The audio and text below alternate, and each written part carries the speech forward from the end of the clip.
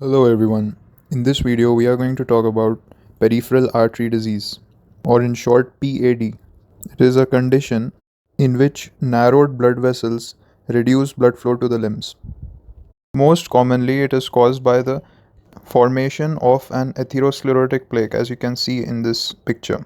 Also, arterial spasm can be a causative factor. Risk factors which predispose the patient to this condition include smoking, diabetes, high blood pressure, high blood cholesterol, etc. Let's talk about the various clinical features which can be observed. As you can see in this picture, the skin may appear pale or bluish in color. It may also appear shiny with loss of hair, weak or even absent pulses in the legs or feet, and wounds which do not heal may also be observed. Here we can see the various sites of blockage which may occur. In case of blockage in the tibial artery, calf, ankle, or foot pain is predominant, while in a femoral artery block, thigh and calf pain may be predominant.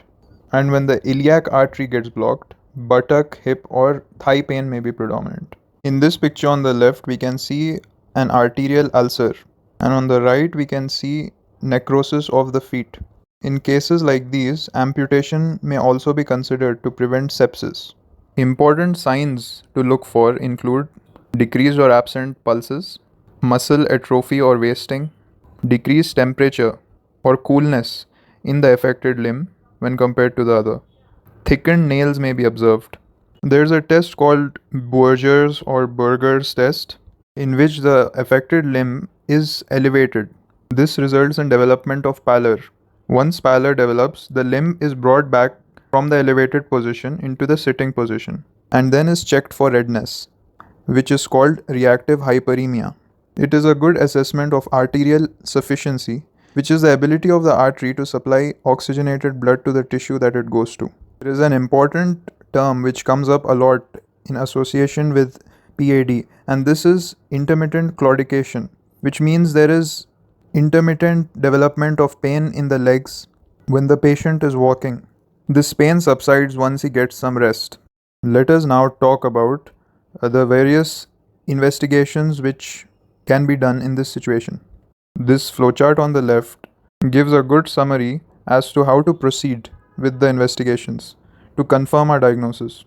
Non-invasive tests include walking distance, pulse volume recording, segmental pressure, directional Doppler analysis, plethysmography, etc. A very important non-invasive diagnostic test in this case is ABPI, ankle brachial pressure index, which allows us to compare the blood pressure in the ankle and the brachial arteries, and it is interpreted in the form of a ratio that normally ranges between 0.91 to 1.40 in normal cases. If it is less than 0.90, then peripheral arterial disease is suspected. So now we proceed with one more investigation to confirm our diagnosis.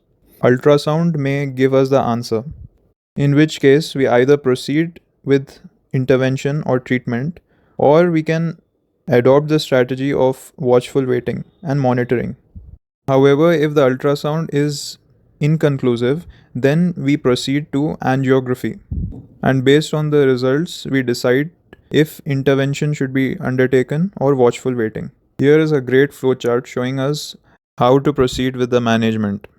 In symptomatic cases, without critical limb ischemia, we first go for smoking cessation, risk factor management, which may include addition of aspirin or clopidogrel or statins, depending on the cardiovascular risk profile.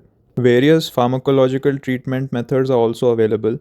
These may include pentoxifylline, cilostazol, or recently being introduced nafidofuril. These drugs may be tried as add-on therapy and may be helpful in certain cases.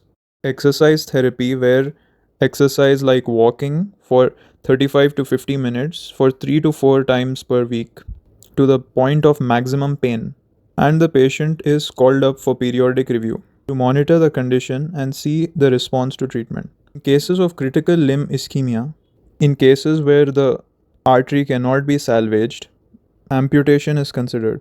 However, in cases where there is chance of salvaging, an angiogram is done to determine if it is reconstructible or not. If it's not reconstructible, then options like lumbar sympathectomy, IPC, stem cell therapy, or amputation are considered. If it is reconstructible, however, endovascular options like angioplasty and stenting are available. Also, open surgical procedures are also available, but they are selected based on the cardiac status of the patient. If it is unstable, then extra anatomic bypass is considered, and in stable conditions, angioplasty and stenting may be considered. This decision is best taken by the vascular surgeon. With this, I would like to conclude this video. Hope you guys found it useful. Thanks for watching and stay tuned for more.